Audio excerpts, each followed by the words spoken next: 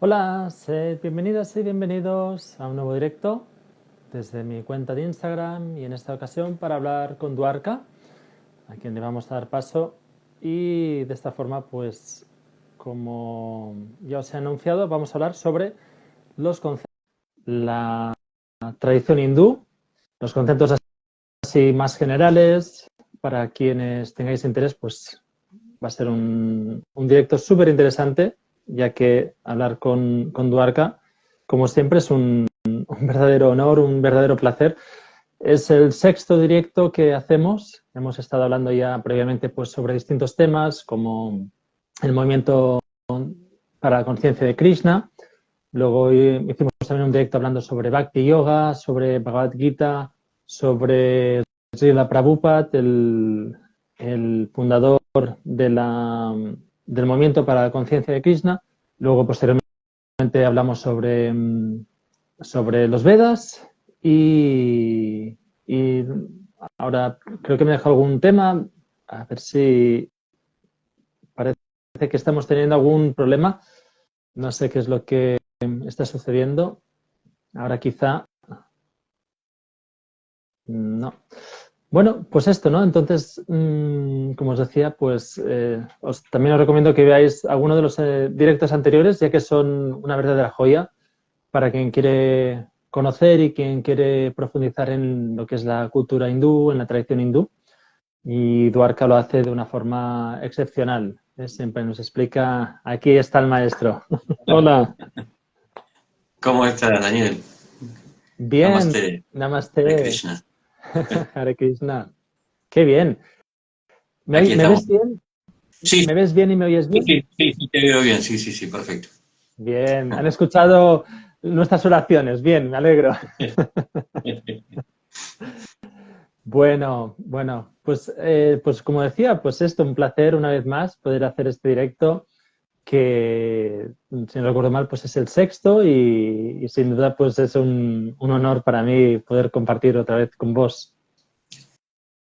Sí, ya me estoy volviendo un habitué de tu canal. Mm, Y eso para mí también es un honor, es un placer realmente poder hablar contigo y poder intercambiar esta sabiduría que tuvimos la fortuna de recibir, ¿no?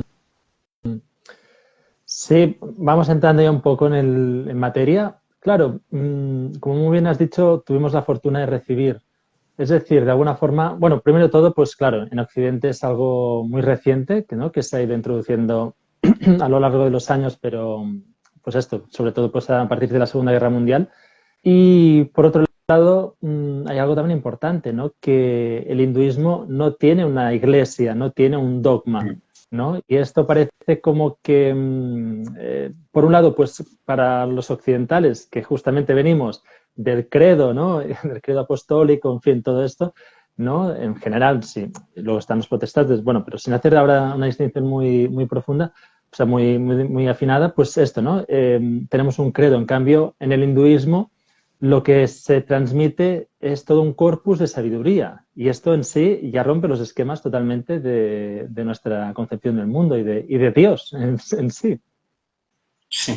Sí, yo siempre explico que si uno pretende entender el hinduismo como una religión, eh, tiene problemas, o sea, se presta a confusiones muy grandes, porque en realidad no es una religión. Yo creo que ya hablé un poco de la historia, de cómo, de dónde venía el nombre, pero lo que hay que entender fundamentalmente es que es una familia de religiones que han sido agrupadas bajo un nombre. Mm, Para nosotros tenemos el Vaishnavismo, el Shaivismo, el Shaktismo, y esas son las mayoritarias. Después hay religiones más locales y todas agrupadas por muchos, porque tienen muchos elementos en común, la literatura, la liturgia, todos los procesos purificatorios como los peregrinos, tiene muchos elementos comunes.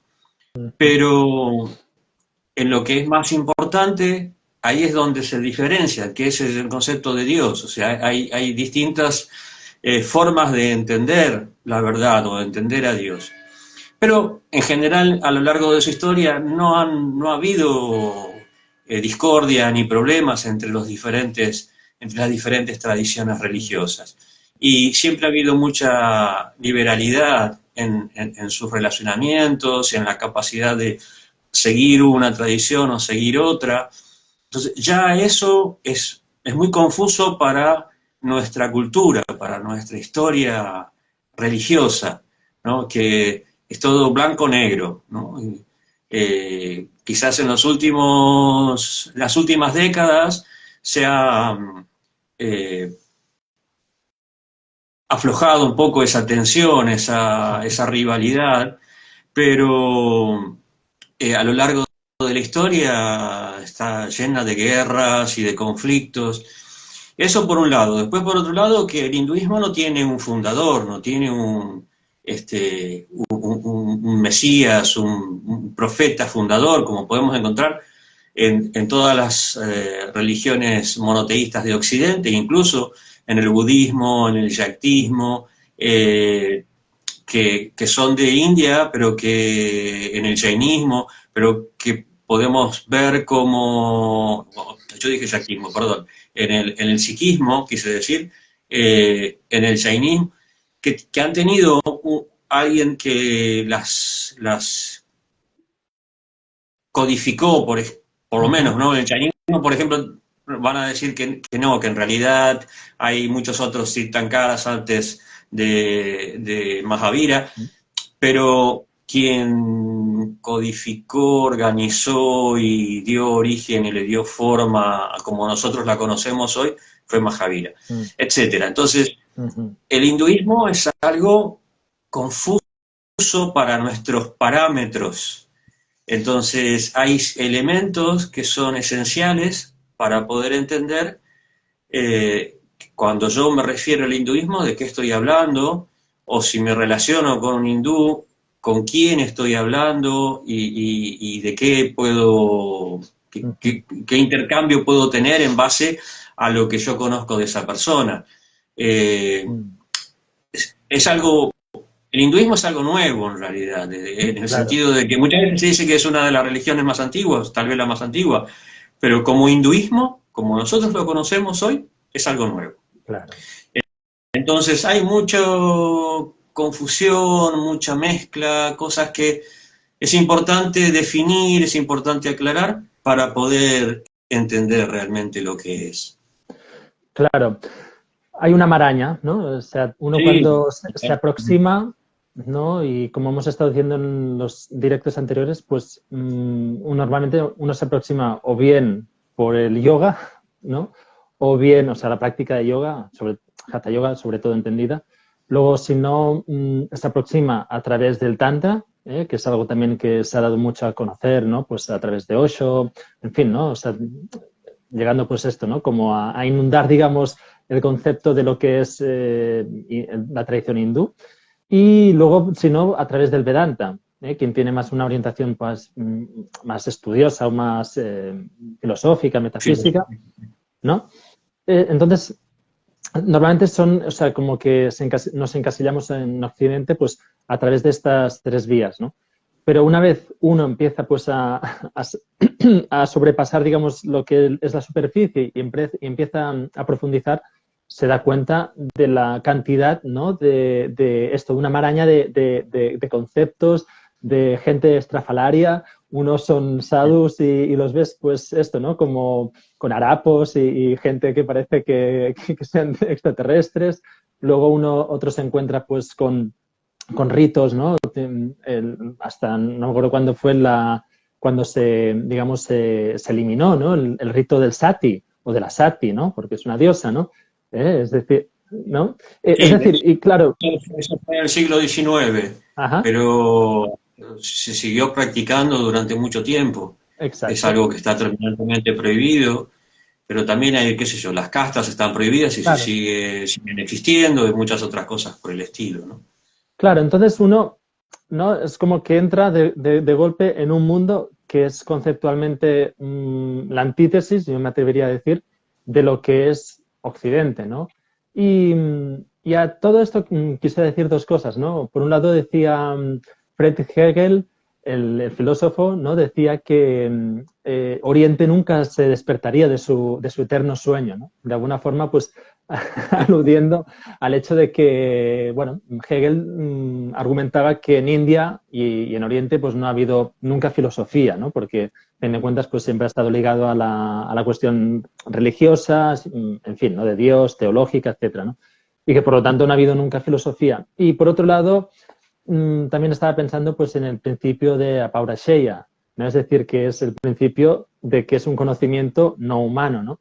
Entonces es como un choque, como digo, tan civilizatorio y a la vez personal, ¿no? Porque es como que te invitan a, bueno, ahora entraremos con más detalle, ¿no? Pero a la renuncia, o sea, a ser sannyasin, o sea, ¿qué es esto, no? ¿Cómo puede ser que yo renuncie a mi vida? O sea, ¿cómo renuncio? ¿No? Entonces ahí entramos en un colapso porque nosotros venimos justamente de una lógica que es la aristotélica, ¿no? Que la aristotélica dice que no puede haber contradicción en el principio, digamos, ordenatorio de la realidad, ¿no? Entonces, claro, esto rompe totalmente nuestros parámetros. Sí, pero fundamentalmente es falta de conocimiento. Porque si, a ver, primero Hegel entra en un grupo de estudiosos, académicos, pensadores que recién estaban entrando en contacto, ahora los primeros contactos en el siglo XIX con Oriente, con la India, y todo estaba envuelto en una aura de misticismo extraño, exótico, y con una influencia europeísta, colonialista enorme. Entonces, mirando hacia Oriente con unas ínfulas de superioridad enormes, que ayudaban a justificar el control sobre esas tierras, ¿no? Como iba a decir, por ejemplo, Rudyard Kipling, Mm, la pesada carga del hombre blanco. mm, mm, mm, mm, Eh, mm.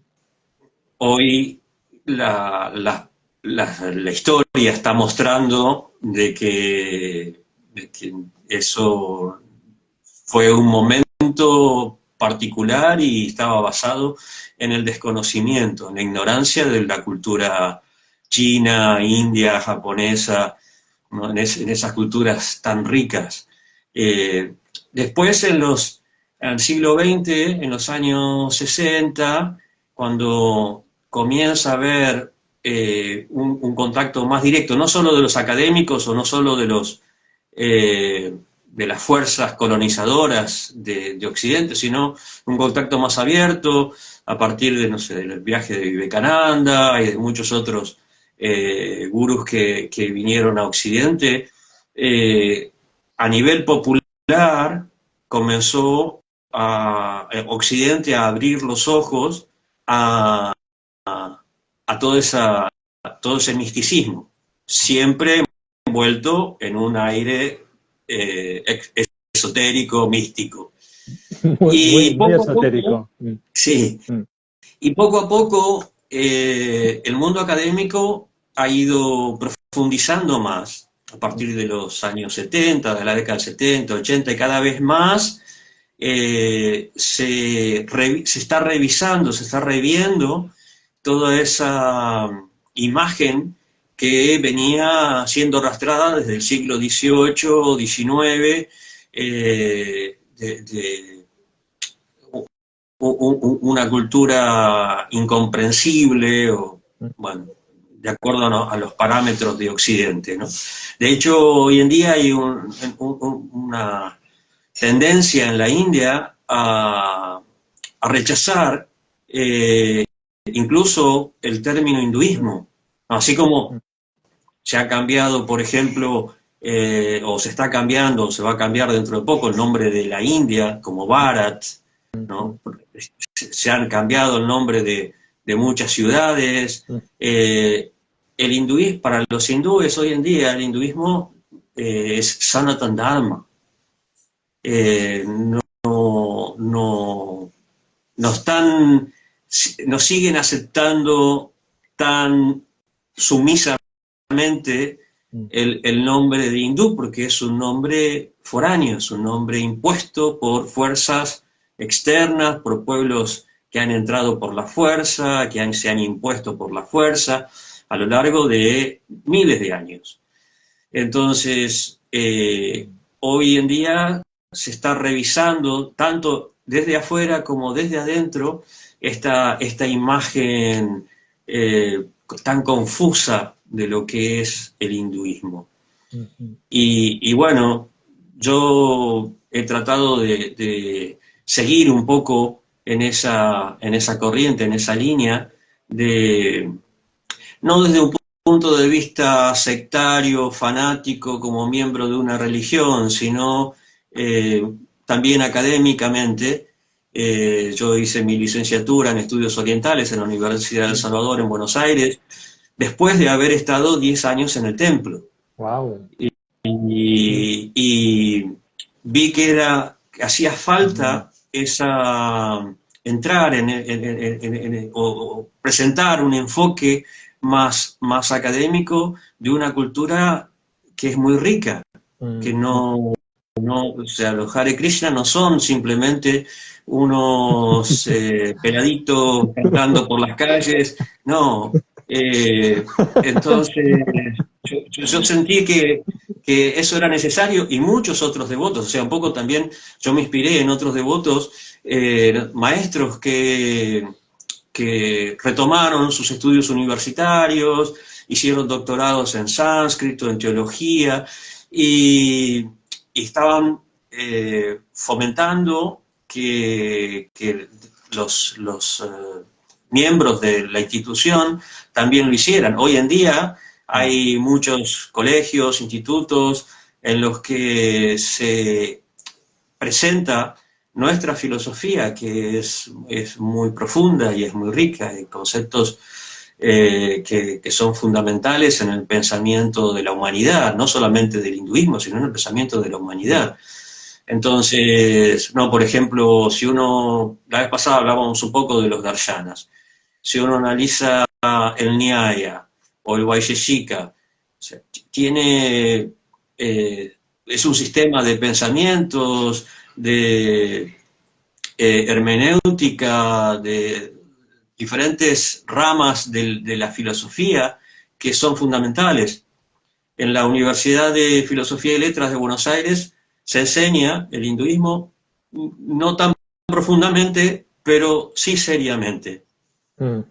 Y en la escuela en la Escuela de Estudios Orientales de la Universidad de El Salvador, donde yo hice mi licenciatura, hay varias materias que son relativas al hinduismo, entre otras tradiciones orientales, ¿no? Yo ahí tuve la posibilidad de estudiar budismo, shintoísmo, taoísmo, diferentes religiones orientales, y ves un poco la conexión, la relación que hay entre todas, y ves también las diferencias.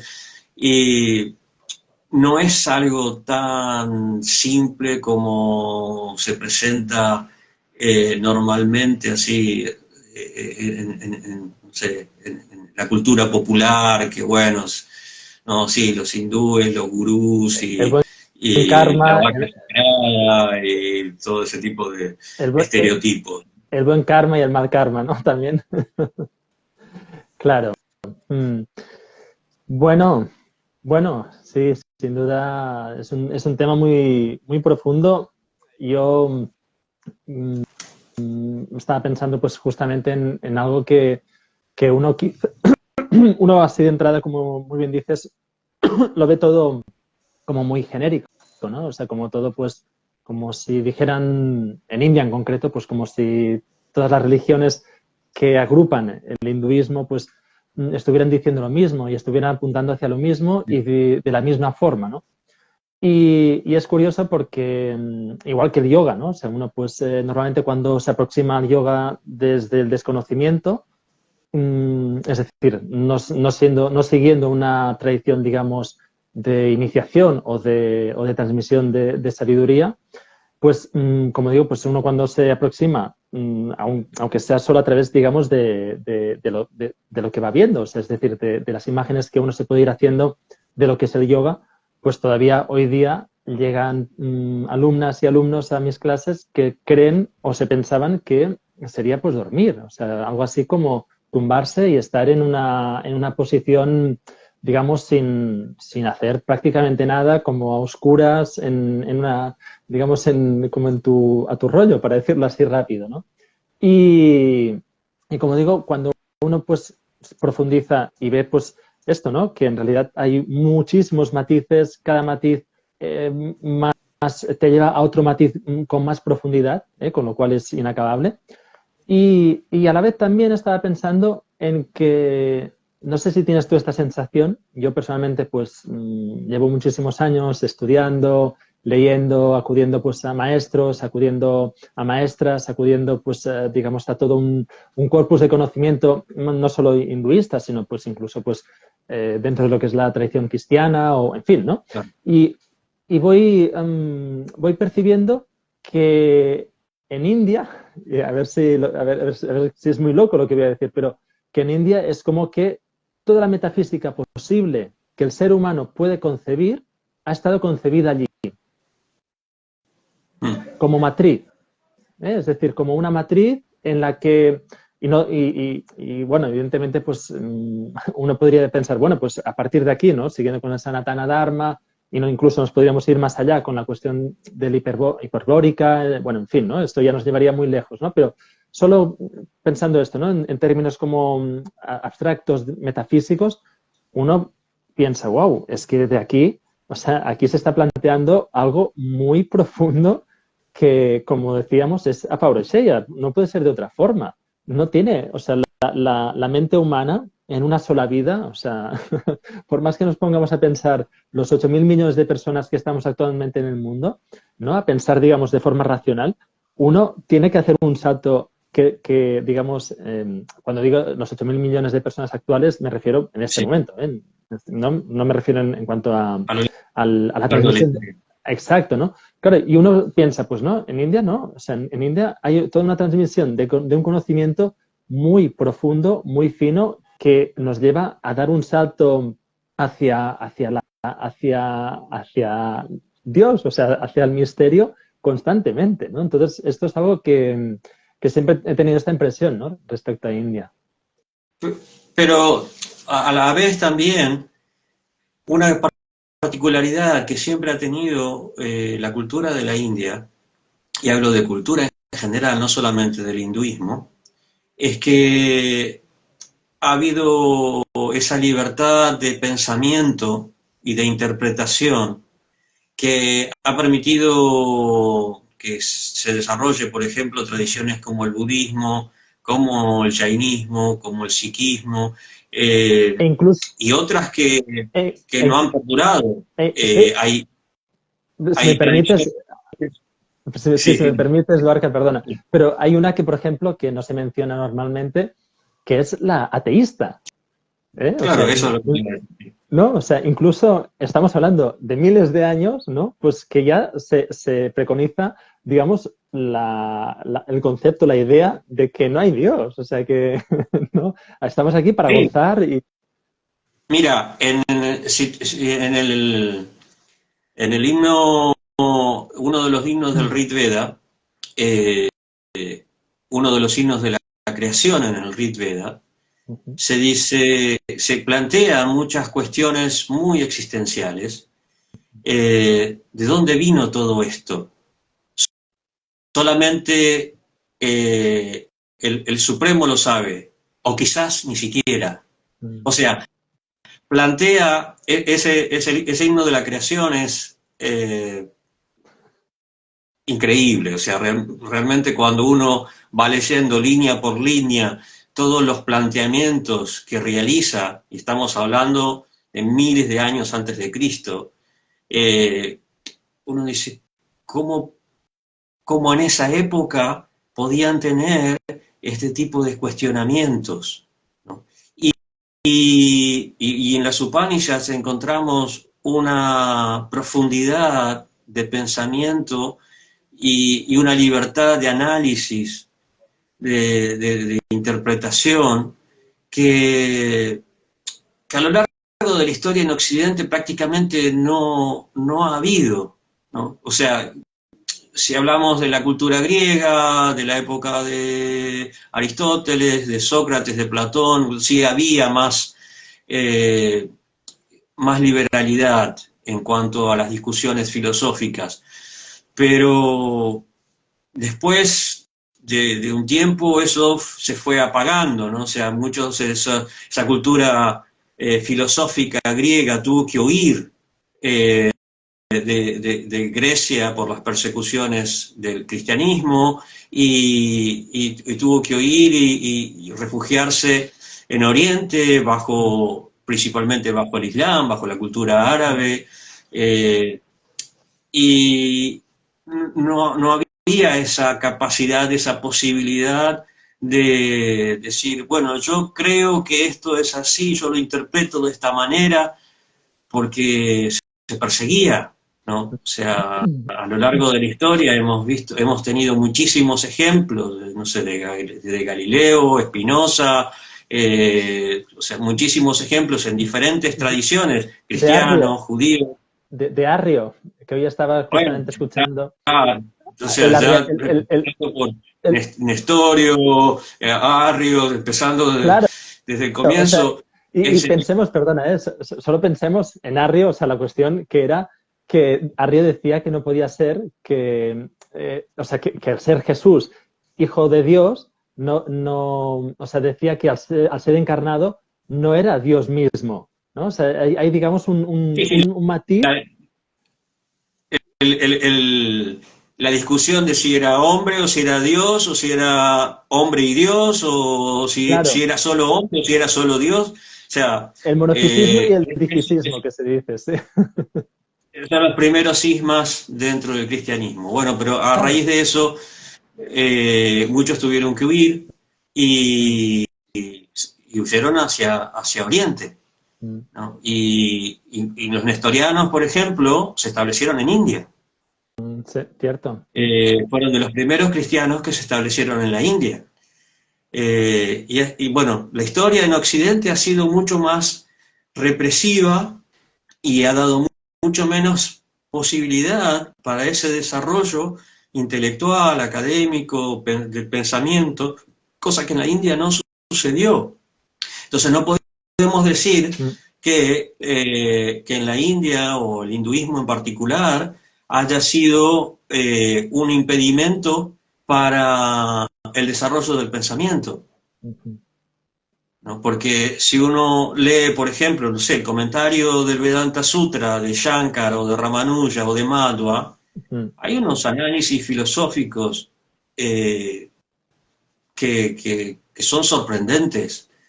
Entonces, yo considero, con todo el respeto de Hegel y muchos otros, que hablaban sin saber, con un conocimiento muy, muy limitado, ¿no? Y muy condicionado por una cultura y por una conciencia europeísta muy fuerte. Pero bueno, ahora estamos en otra época y creo que la estamos superando todo eso, ¿no? Sí, bueno, quiero entrar yo te cuento, cuando yo fui entré en la universidad ahí en Buenos Aires, no podía decir que era un Hare Krishna. Claro. Porque claro, no nos respetaban. No. Tenían una visión muy... muy negativa.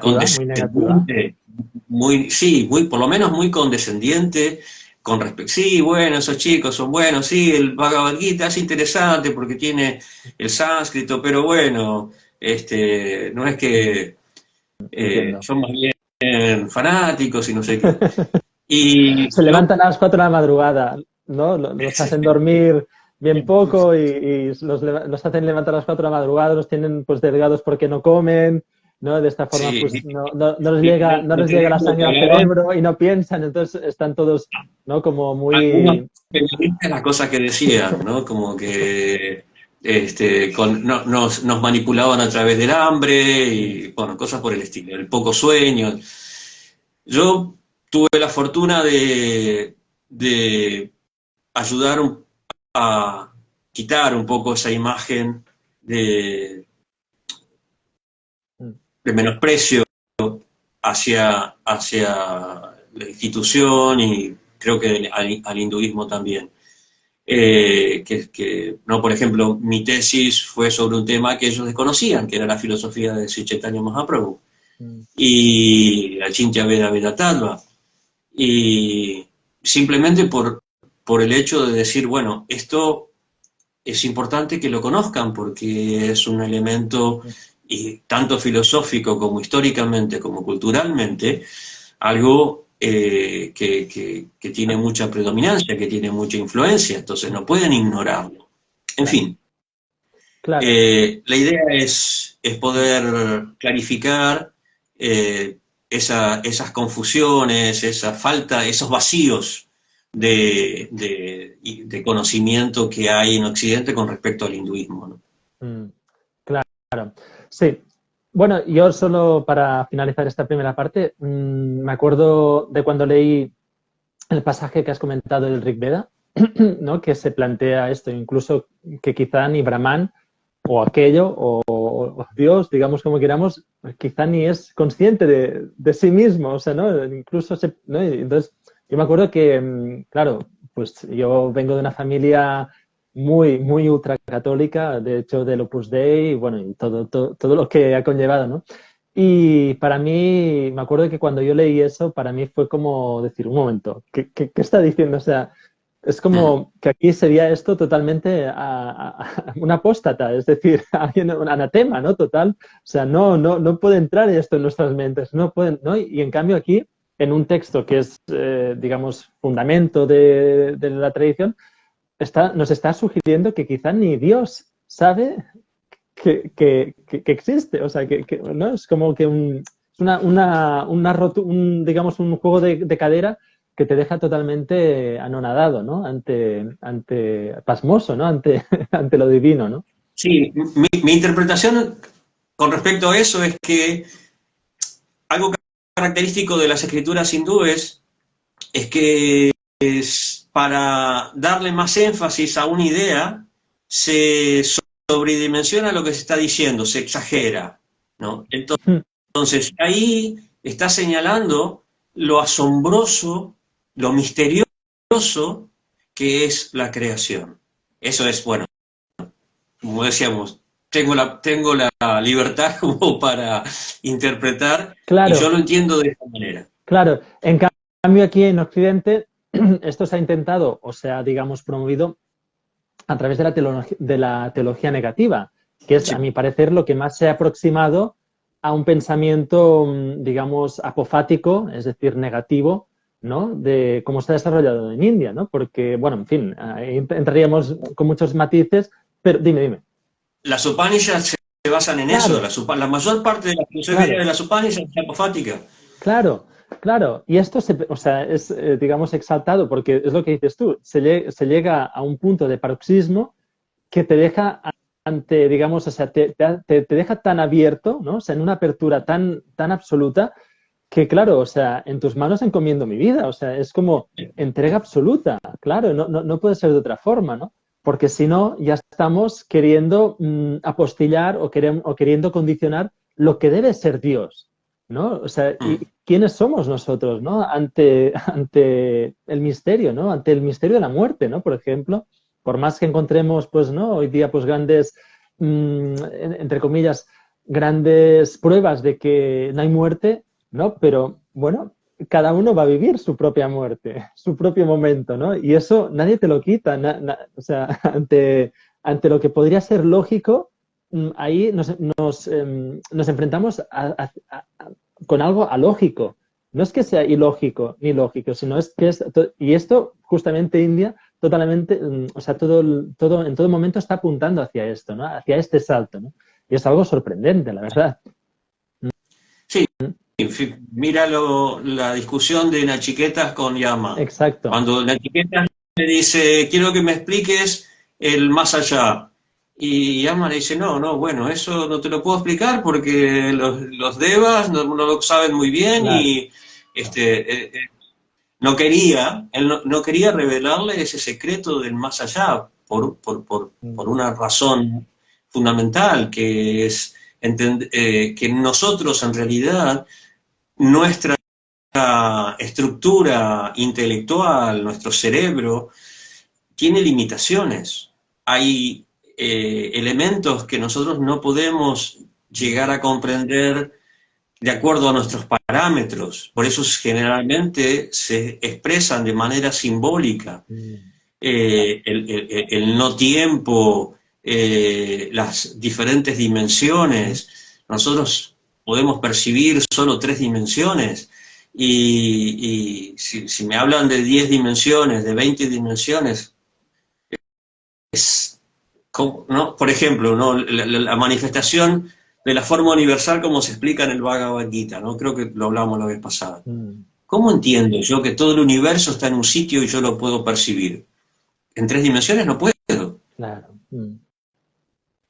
Entonces, todo eso se explica de una manera simbólica, pero estaba esa posibilidad, digamos, a lo largo de esa cultura se contemplaban esos aspectos, esas posibilidades del universo que, que en Occidente recién en el siglo XX se comenzaron Mm. a Concebir. considerar, concebir, ¿no? Mm. Tengo un cable ahí que está... Ok, no lo que pasa. Bueno, vamos con algunos de los conceptos. Vamos a ver Adelante, alguno. Y dispara. normalmente son conceptos que uno cuando empieza a estudiarlos ve que van normalmente como en pares. ¿Eh? Hay algunos en los que entraremos, ¿no? Por ejemplo, pues Brahman, ¿no? Y Atman, ¿no? Entonces ahí, por ejemplo, es como que uno es, digamos, en relación al otro, ¿no? Y esto es algo también muy curioso. Me parece muy divertido esto, por ejemplo. Divertido en el sentido de que te hace entrar en esto, en un, Ese en un juego, ¿no? pensamiento. Sí, Ese juego de ideas. Sí, el Brahman es difícil de explicar porque, ya decía Shankara, ¿no? Atribuirle características o cualidades que no se puede, ¿no? Es un poco lo que también encontramos en el Tao Te Ching, ¿no? El Tao que se puede explicar no es Tao, no es el Tao. Eh, no es el mismo concepto, pero el enfoque es el mismo, ¿no? En un sentido, el Brahman es todo. El Brahman es la verdad absoluta. Generalmente lo consideramos en su aspecto trascendente, su aspecto que está más allá del mundo, porque sería su forma más pura, más real. claro. Pero hay un significado, un comentario de uno de los versos del Bhagavad Gita en el que Prabhupada explica, todo es Brahman. Cuando nosotros vemos ese Brahman, lo consideramos nuestra propiedad, se transforma en materia. O sea, si yo digo, este vaso es para que yo pueda tomar agua, es mío, ¿no? Eso es material. Si yo entiendo que esta sustancia es parte de la totalidad, si en mi conciencia, en mi mente, yo entiendo la unidad de todo, incluyéndome, eso es Brahman. O sea, mi visión trasciende la limitación del ego, trasciende la limitación del sentido de propiedad, ¿no? De yo y mío. El Bhagavad Gita hace mucho énfasis en esa idea, ¿no? Yo y mío, nirmamo nirahankara, dice en sánscrito. Nada es mío y yo no soy ese ego que me pienso, ¿no? Cuando uno comienza a plantearse y a trascender un poco esas limitaciones, lo que ve y con lo que se conecta y en lo que se transforma es Brahman. Pero claro, cuando está cubierto, como nuestra situación diaria, actual, que vemos las cosas y sus diferencias entonces es más fácil concebir el Brahman como algo que está más allá, no el día a día y la realidad que nosotros vivimos, sino lo que está más allá. Entonces, el Brahman puro o el Brahman más comprensible es esa energía que trascendente, intemporal o atemporal, insustancial en el sentido de que no está formado por ninguna materia, pero a la vez que son omnipresentes. Es como decir la luz del sol. La luz del sol penetra por la ventana, ¿no? Creo que ese ejemplo te lo dije el otro día, ¿no? En un sentido es el sol, pero si yo necesito ver el globo solar para identificar el sol como un cuerpo celeste, ¿no? Pero el sol la luz del sol se difunde por todas partes, esa energía solar se difunde por todas partes, ¿no? El Brahman, de la misma manera, está en todo es Brahman, incluyéndome. Entonces, el ser, el Atman, también es parte de ese Brahman. Ahí es donde empieza la diferencia entre las filosofías, entre la Advaita y las filosofías más personalistas. Bueno, sí, todo es Brahman, pero a la vez también hay individualidad, el Atman no está fundido en ese Brahman. Pero el concepto del Vedanta es que todo es uno, todo es parte de ese Brahman. Y la relación que hay entre el Atman y el Brahman es como la relación que hay entre las gotas de agua y el océano. Es decir, o la chispa y el fuego. Tienen las mismas características, pero la cantidad en uno es limitado, finito, y en el otro es infinito. En la tradición a la que yo pertenezco se considera este enfoque, ¿no? Que sí, todos somos uno, pero diferentes simultáneamente. Esa es la filosofía de Chaitanya. Entonces, esa es la relación entre el ser y el absoluto, entre el ser, el Atman y el Brahman. Entonces, podemos decir, sí, todo es Brahman, perfecto, sí. Pero el mundo existe. Claro. Yo existo, ¿no? Ese es el enfoque de los pensadores que, bueno, disintieron con Shankara, ¿no? O sea, son dos interpretaciones de las Upanishads, porque todo eso esa filosofía viene de las Upanishads, ¿no?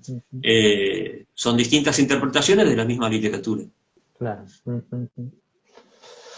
Wow. Sin palabras. Claro, y luego tenemos otro par de conceptos como es karma y dharma, que si Atman y Brahman, pues bueno, uno tiene que, lo que decía al principio, ¿no? Uno tiene que profundizar para encontrar pues estos conceptos así como más usuales. En cambio, karma y dharma se utilizan ya de forma de uso común, ¿eh? Mala vibra, buena vibra, mal karma, buen dharma, seguir tu dharma, ¿no? Es como que esto ha entrado más... El problema que tenemos con esos conceptos es que no son exclusivos del hinduismo. Claro. Los vamos a encontrar en el jainismo y los vamos a encontrar en el budismo también, pero con enfoques diferentes. Incluso en Extremo Oriente. En Extremo Oriente también lo podemos encontrar. O sea, también ¿no? hay toda una...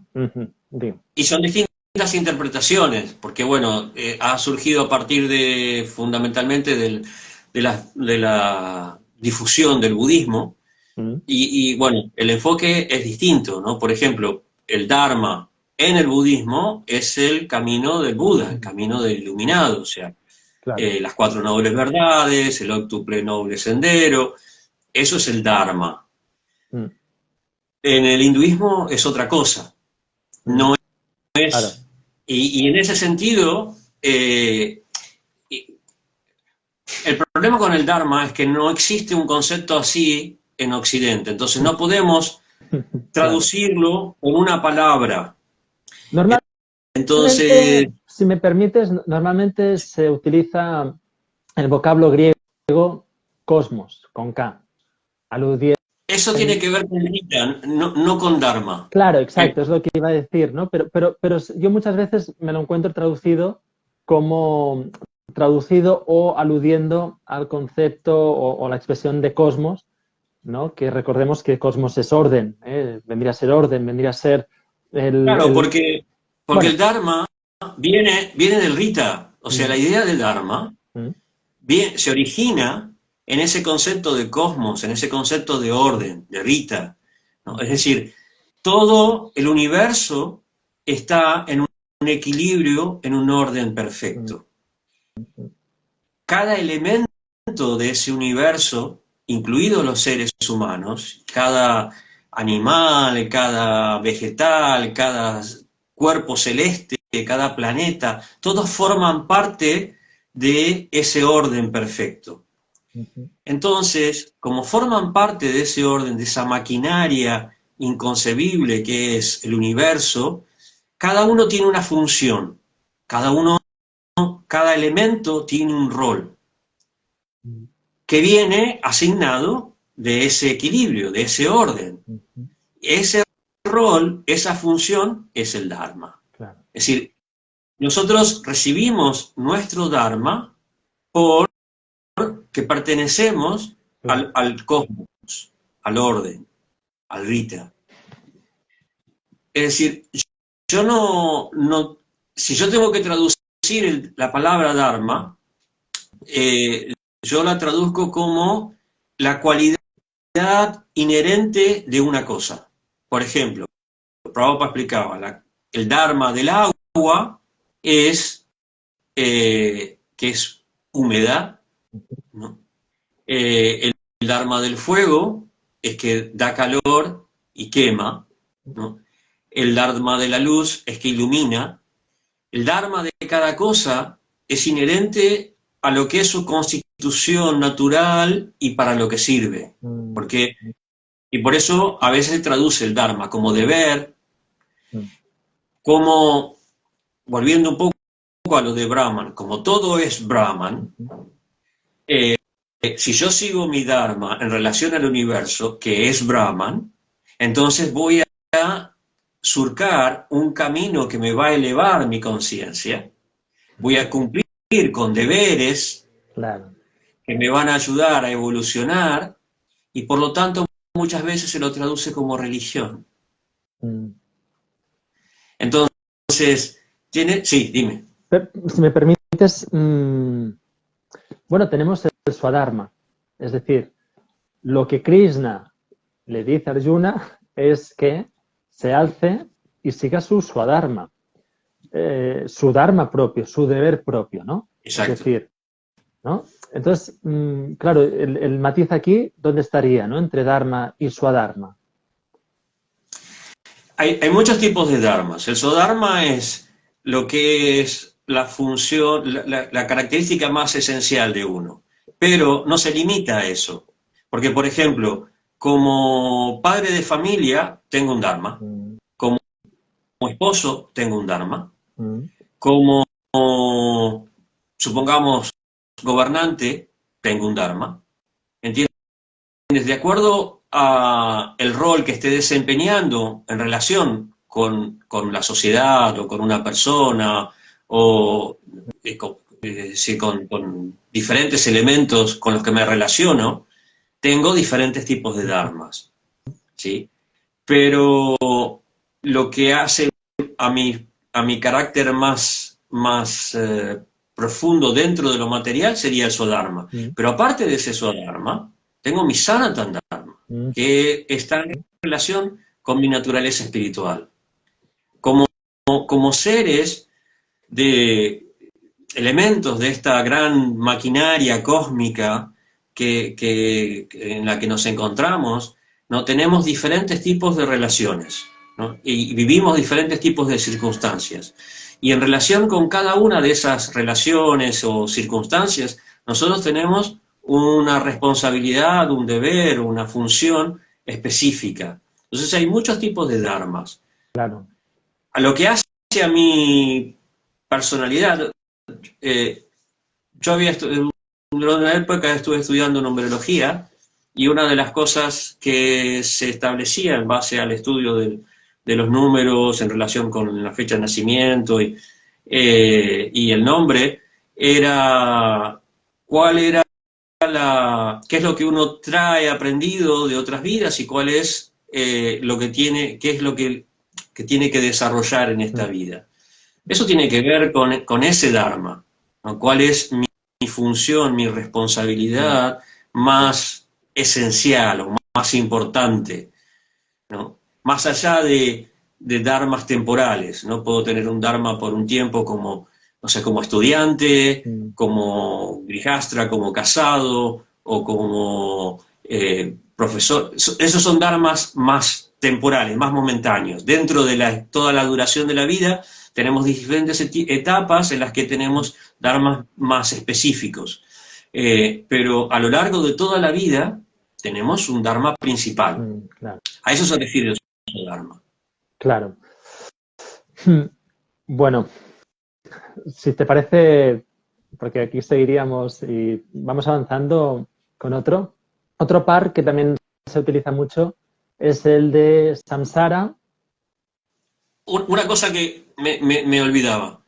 Me habías hablado del karma. Ah, claro, perdona, el karma, exacto. Claro. El karma tiene relación también con ese dharma. Es decir, si yo cumplo con mi dharma, genero un buen karma. Es decir, yo funciono como una pieza de la maquinaria correctamente y entonces la maquinaria funciona y no hay problemas. Aquí, pues, me permites, perdona, sí. el inciso, claro, hay una cosa muy loca. Es decir, hay algo que es inconcebible para nuestra forma de entender y de, digamos, nuestro horizonte mitológico o nuestro horizonte, digamos, conceptual, ¿no? Que es en Occidente. Que es la cuestión de que, claro, si yo, o sea, es la cuestión de si estamos determinados o no estamos determinados, si hay libre albedrío o no hay libre albedrío. Y digo, es muy loco porque, ¿de qué nos está hablando? Justamente, pues, esto mismo que estás ahora mencionando, ¿no? Si yo sigo mi dharma, ¿no? Genero buen karma, ¿no? Es decir, si yo, dentro de lo que es el universo, el mundo, el cosmos, digamos como queramos, ¿no? O sea, en un sentido amplio, total, si yo no interfiero en el proceso del universo, para decirlo así, ¿no? O sea, que el universo soy yo, ¿no? O sea, volvemos a esta dualidad aparente, ¿no? Entre Brahman y Atman. Sí. Si yo soy el universo, soy libre, o sea, por un lado ya soy libre totalmente, ¿no? En un sentido pleno, pero a la vez yo debo seguir mi camino, ¿no? O sea, debo seguir mi dharma, debo seguir, digamos, en la maquinaria, tal como decías, debo seguir lo determinado o lo condicionado, ¿no? Para decirlo así, ¿no? Y de alguna forma, si no recuerdo mal, sé que se dice en la tradición, pero si no recuerdo mal, lo dice en la Gita, se dice que el sabio, aun sabiendo que no hace falta pues hacer sacrificios, que no hace falta, digamos, o sea, que, ¿no? Que ya se ha establecido, que dice, bueno, o sea, hagamos lo que hagamos, todo tiende hacia Dios, o sea, hacia la luz, digamos como queramos, ¿no? Dice, pero aún así el sabio debe actuar, ¿no? En pos de que pues cada uno dentro de su, digamos, de su rango de conciencia sea capaz de poder ver la luz o ver el guía, ¿no? O la guía, mejor dicho, que establece o que vamos, que encarna el sabio, ¿no? Entonces es algo como en sí, ¿no? Que nos rompe muchísimo nuestros esquemas, ¿no? Porque nosotros precisamente hablamos de conseguir, de ganar el cielo, ¿no? De ganar el cielo. O sea, es algo Sí, totalmente... sí, pero es un camino gradual. Ujú, Eh, el Bhagavad Gita explica que hay diferentes tipos de karma. ujú, ¿No? Tienes el karma, el akarma y el vikarma. ujú. El karma no, digamos, condiciona, puede condicionar la vida, pero no te quita el libre albedrío porque se basa justamente en el libre albedrío. Claro, Si yo no tengo libre albedrío para elegir, entonces no tengo responsabilidad. claro. Qué Para, bueno. para para que pueda haber consecuencias, karma, tengo que tener esa capacidad, esa libertad de elección en lo que hago. Si no, no tengo responsabilidad y por lo tanto no tengo consecuencias. Claro. Entonces, Krishna explica que la acción y la inacción no son fáciles de entender, ¿no? Lo que es la buena acción, el karma, el cumplir con el dharma, cumplir con los deberes, cumplir con el rol dentro del universo, eso va a hacer que las cosas materialmente fluyan. Por Claro. eso se especifica en los 4 purusharthas, en los 4 objetivos de la vida, ¿no? Dharma, artha, kama y moksha. Dharma, yo cumplo con mi deber, eso me trae buenos frutos, buenas consecuencias, entonces eso es artha, entonces con eso yo puedo disfrutar de la vida, ¿no?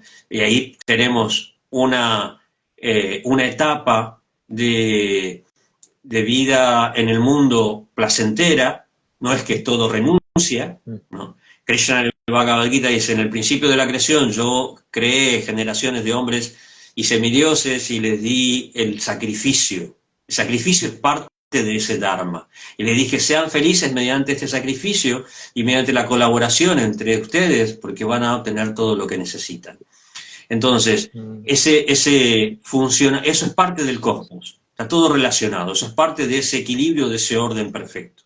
Pero yo tengo que elegir Claro. cumplir con ese dharma y obtener un buen karma. Si yo digo, bueno, mira, yo no sé si va a venir un buen karma o un mal karma, yo quiero disfrutar ahora y no me importa, o sea, cumplir con mi deber o no, yo, o sea, como decía había un filósofo ateo, ¿cómo era que se llamaba?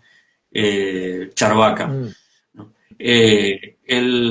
Él decía, Que es lo único que importa, lo es el único que fundador, ¿no? importa es el disfrute.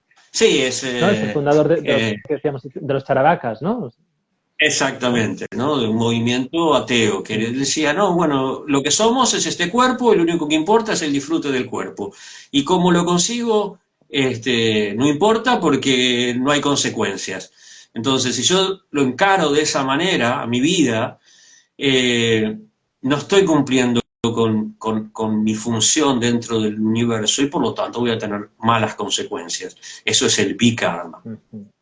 Si yo cumplo con mi deber, que es a lo que se le plantea a Arjuna al principio del Bhagavad Gita, si yo cumplo con mi deber, pero no por motivos egoístas, no por decir yo hago esto porque voy a recibir un buen karma, sino que lo Claro. hago porque primero es mi deber, es lo que me corresponde hacer, y después porque quiero que la gente se beneficie, que el universo se beneficie, Claro. y no tengo interés ni en reconocimiento, ni en prestigio, ni en sueldo, no importa. El resultado no me importa. Yo lo que me importa es cumplir con mi deber para ayudar a la gente porque es lo importante. Eso es akarma. Eso es la inacción en la acción. Es decir, yo estoy haciendo, pero no con motivos egoístas. Estoy haciendo de una forma completamente desinteresada. Estoy cumpliendo con mi deber de forma desinteresada. Entonces, eso es el camino del Karma Yoga. Ese es el camino que me libera de mi egoísmo, que me libera de mi ego falso, que me hace desarrollar empatía y amor por los demás, que me hace contemplar a los demás como más importantes que yo mismo. Entonces, ese es un camino de elevación espiritual. Son diferentes enfoques, ¿entiendes? Yo puedo cumplir con mi Dharma, pero ¿no? Había una persona que cuando estaba en el templo en Paraguay, nos traía siempre, tenía una fábrica de pan y nos traía siempre una bolsa de 50 kilos de harina. Y yo se lo agradecía muchísimo siempre. Y él me decía, no hace falta que me lo agradezca. Yo hago esto porque yo he recibido mucho y quiero mantener mucho. Entonces, sé que yo lo he recibido porque en algún momento hice actividades piadosas y yo quiero seguir haciendo actividades piadosas porque quiero seguir viviendo bien. Sí. Es un interés. Sí, y, bueno, es que ahora... Sí. Bueno, hay tantas cosas que de pronto están bulliendo en mi cabeza. Bueno, y estaba pensando justamente en esto que decías, ¿no? De la acción en la inacción y de la inacción en la acción, que en sí parece pues esto, es un koan. Y me acordaba justamente también pues en el Zen, ¿no? Que habla de justamente pues Eugen Herrigel en su libro El Zen en el tiro con arco, no sé si lo has leído alguna vez. Bueno, pues no, justamente, y la tradición Zen en sí, ¿no? Justamente nos habla de llevar a cabo esta acción de forma precisa, de forma, digamos, súper perfecta, para decirlo así, pero desapegándote, o sea, dejando que el flujo, ¿por qué? Porque el tirador con arco, ¿no? Si quiere realmente, pues, dar en la diana, o sea, en el centro de la diana, debe desaparecer, O sea, nos plantea algo que es, en fin, ¿no? O sea, es como el Zen, recordemos, ¿no? Que justamente parte de... Claro, y que parte de India, ¿no? Y el Zen lo lleva al punto máximo, ¿no? Que viniendo de Diana, en fin, ¿no? Todo el trayecto que hace, ¿no? Es ya la desaparición absoluta. O sea, ¿cómo va a haber alguien ahí? ¿Cómo, no? O sea, ¿cómo se puede concebir que alguien esté tirando, ¿no? O sea, si estamos en el flujo constante de la naturaleza o del ser, ¿no? O sea, no hacen, es incluso lo que, si no recuerdo mal, es un planteamiento que hacía Chuang Tzu, ¿no? Que decía, los peces en el agua no se plantean dónde hay agua, ¿no? O sea, ¿cómo pueden? No es concebible, ¿no? Y esto es algo que en sí también es como, en relación a esto, ¿no? A la acción y la inacción, ¿cómo podemos concebir que algo se está haciendo, pero sin que se esté haciendo? Sí, solamente se puede entender si entiendes el objetivo, si entiendes la naturaleza, también, no solamente el objetivo, sino también la naturaleza de la persona. Quién es el que hace y quién es el que no hace, ¿no? Porque, por ejemplo, Arjuna quería renunciar, pero esa inacción estaba provocando consecuencias, por lo tanto, era acción, ¿no? Esa es la diferencia entre tomar algo literalmente o entender la esencia de una idea o de una acción, ¿no? Arjuna decía, no, yo esto no quiero tomar parte en esta guerra, entonces prefiero irme a meditar al bosque. Pero esa renuncia para Arjuna era incorrecta, no se aplicaba porque él tenía un rol, una función, un deber que cumplir. Su deber, su responsabilidad como kshatriya era proteger. La traducción de la palabra kshatriya es la persona que libera a otros del dolor. Kshatriya o tráyate es liberar del dolor. Entonces la responsabilidad... No lo había visto nunca así y, claro, tiene un significado muy distinto de lo que habitualmente se traduce como guerrero, ¿no? O sea, como guerrero, claro, haciendo... Es que, ¿no? Esto también es algo como muy muy occidental, ¿no? En cuanto a las traducciones, ¿no? Ya que hemos homologado los conceptos o las categorías de allá con las categorías de acá, ¿no? Y hemos hecho digamos, bueno, esta traducción de guerrero, ¿no? O sea, como guerrero entendido como era en época feudal. Entonces, yo cuando leía, pues en mis inicios, ¿no? Leyendo textos sobre hinduismo, etcétera, ¿no? Y traducía como guerrero, entonces yo automáticamente lo equiparaba con la época feudal de aquí y pensaba, pues allí, pues esta gente pues viven en el El medievo señor que o viven... explotaba a todo el mundo, ¿no? El, Claro, el- claro, el- exacto. el señor feudal que explotaba a todo el mundo. No, Claro, no. claro. El kshatriya, la responsabilidad del kshatriya es un sirviente. Él tiene Mm, su responsabilidad, su función, su dharma, volviendo a la idea, es proteger, es liberar a los demás del dolor. Hay muchos episodios en los que Arjuna tiene que asumir esa responsabilidad porque viene alguien y le dice, no, tú tienes que protegerme, tú tienes que claro, defenderme. Un poco la idea de servir y proteger, ¿no? claro. Que vemos en alguna policía.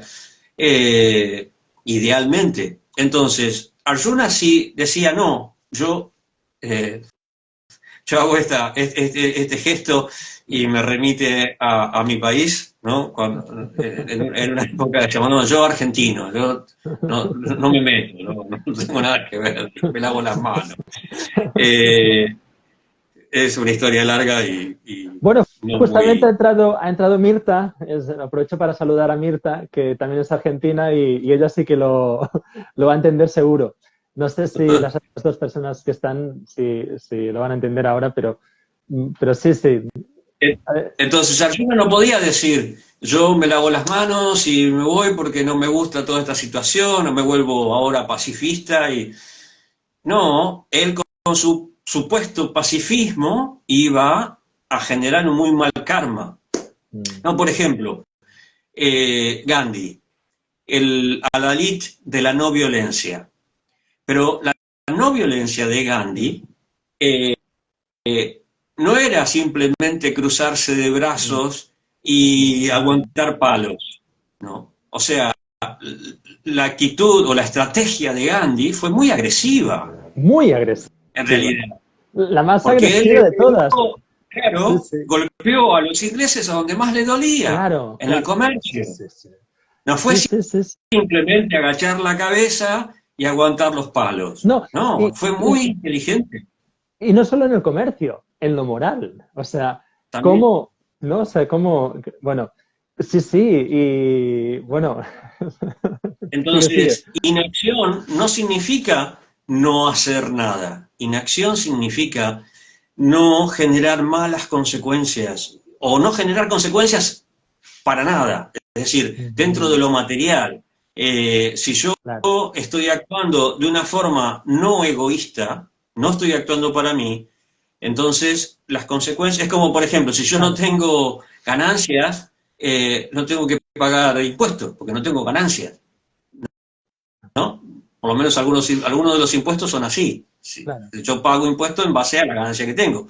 En el karma, básicamente, es también así. El akarma significa yo no actúo para mí, actúo para los demás, entonces por lo tanto no tengo por qué asumir consecuencias materiales. Y eso me ayuda a elevarme espiritualmente.